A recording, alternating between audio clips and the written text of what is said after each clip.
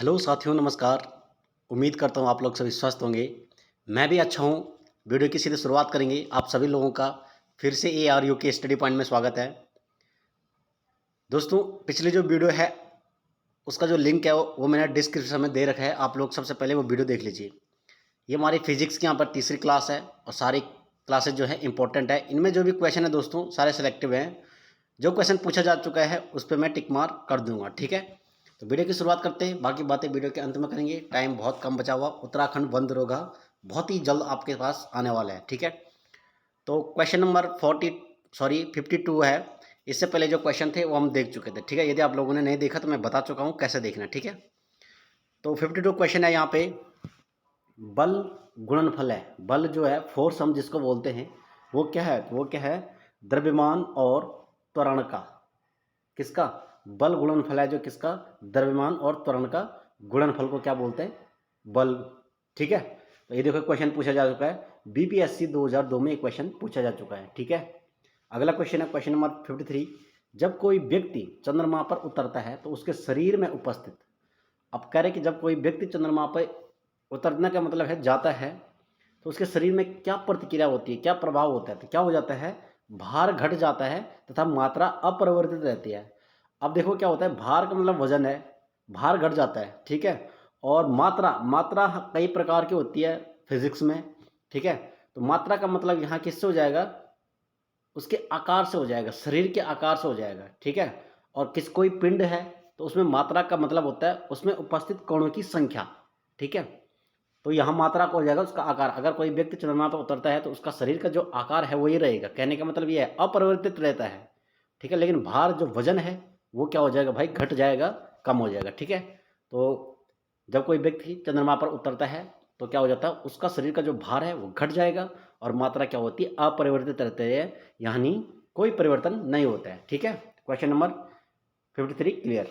अगला question, question number 54। यदि हम भूमध्य रेखा से ध्रुव की ओर जाते हैं तो जी का मान, इक्वेटर जिसको बोलते हैं भूमध्य रेखा, ठीक है। भूमध्य रेखा से हम जब ध्रुव की ओर जाते हैं ना, आप लोग जब जियोग्राफी पढ़ोगे तो उसमें समझ जाओगे, ठीक है। भूमध्य रेखा कहाँ पर है, ध्रुव कहाँ पर है, ठीक है। तो जब ध्रुव की ओर जाते हैं तो जी का मान, यानी जी का मतलब है गुरुत्वाकर्षण, ठीक है। तो जी का मान क्या होता है? बढ़ जाता है, ग्रेविटी जिसको बोलते हैं, ठीक है। तो राइट आंसर हो जाएगा ऑप्शन नंबर ए करेक्ट हो जाएगा। अगला क्वेश्चन, क्वेश्चन नंबर 55। शरीर का वजन क्या होता है? ध्रुव पर अधिकतम होता है।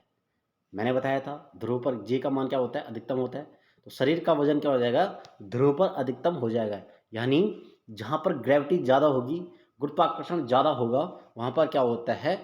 वजन, भार बढ़ जाता है, ठीक है। अगला क्वेश्चन है क्वेश्चन नंबर 56।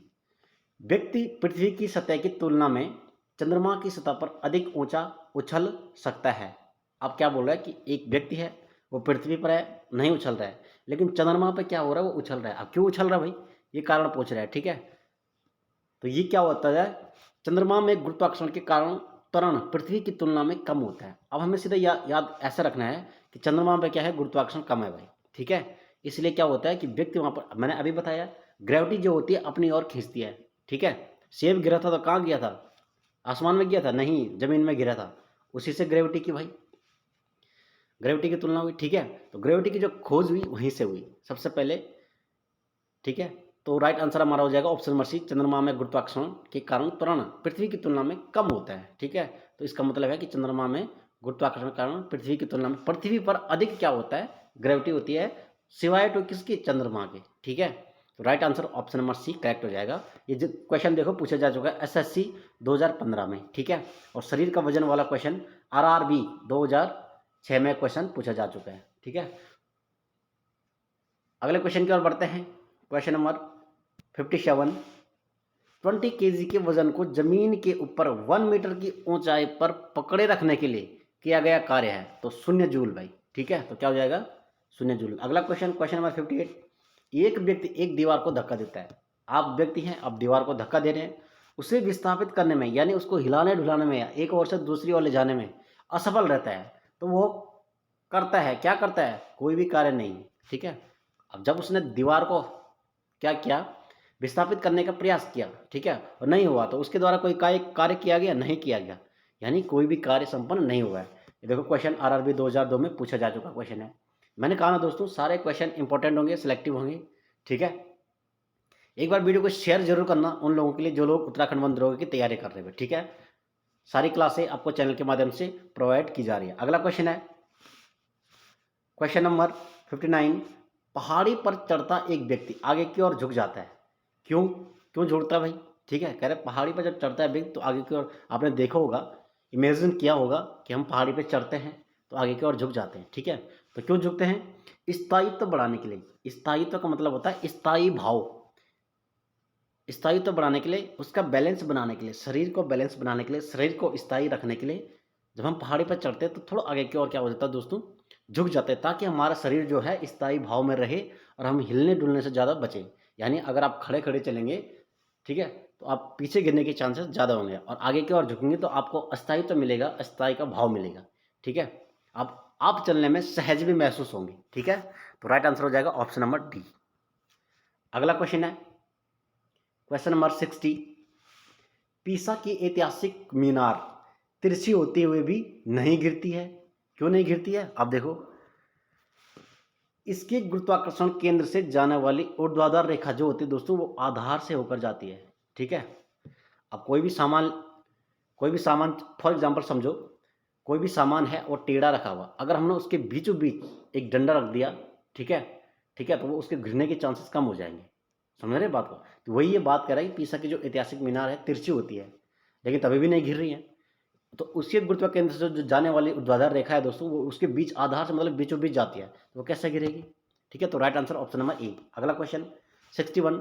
जाड़े की रातों में यानी सर्दियों में अत्यधिक ठंड पड़ने पर पानी की पाइप फट जाती है, क्यों फटती है भाई? अब क्या होता है कि जमने के बाद पानी का आयतन क्या होता है दोस्तों, बढ़ जाता है, ठीक है। जब पानी जमता है तो उसका आयतन होता है वो बढ़ जाता है, ठीक है। इसलिए क्या हो जाता है, जो पाइप होता है वो फट जाता है। अगला क्वेश्चन नंबर 62। पानी से भरी डॉट लगी बोतल जमने पर टूट जाएगी, क्योंकि अभी हमने क्या पढ़ा था, जमने पर क्या होता है, आयतन बढ़ जाता है, ठीक है। तो पानी से भरी यानी एक पानी की बोतल है, ठीक है, उसमें ढक्कन सील पैक बोतल है, और वो टूट जाएगी कैसे? जब वो बर्फ़ बन जाएगी, ठीक है।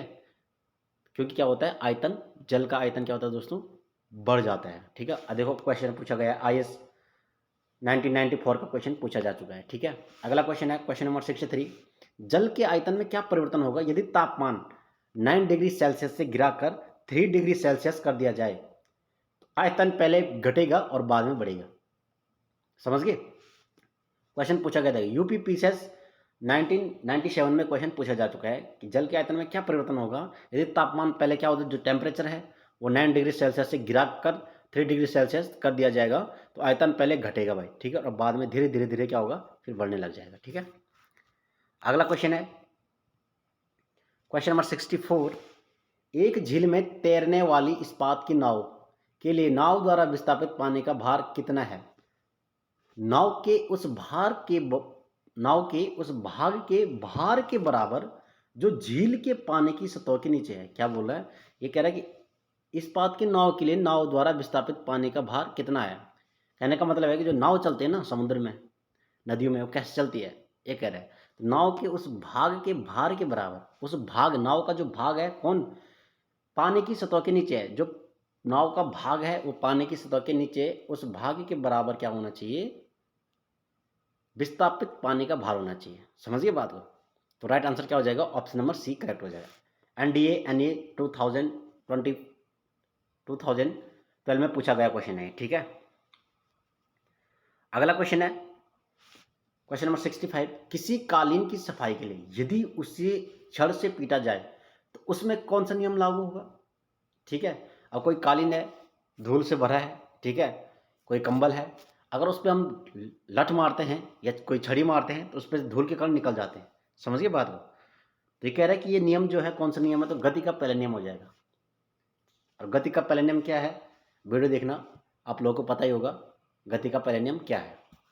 तो right answer option number A correct हो जाएगा। अगला क्वेश्चन नंबर 66। सड़क पर चलने की अपेक्षा बर्फ पर चलना कठिन है भाई, ठीक है। जब हम सड़क पर चलते हैं, ठीक है, तो आसान लगता है, लेकिन बर्फ़ पे चलते कठिन लगता है। क्यों भाई, ऐसा क्यों होता है? ये क्या बोल रहा है कि बर्फ़ में सड़क की अपेक्षा घर्षण कम होता है। ठीक है, बर्फ़ में क्या होता है, सड़क की अपेक्षा घर्षण कम होता है। समझ रहे बात को?